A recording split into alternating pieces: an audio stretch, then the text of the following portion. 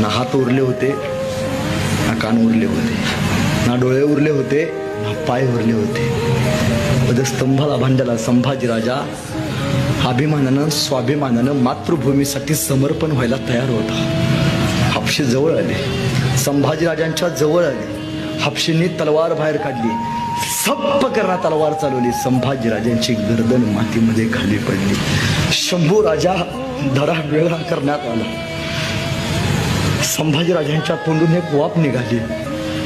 वाफेबरोबर माती आकाशात उंच उडाली आणि उडणाऱ्या मातीला माझा संभाजीराजा सांगत गेला, सांगा आबासाहेबांना, सांगा आबासाहेबांना, तुमचा छावा मातीत नाही मेला, तुमचा छावा मातीसाठी मेला.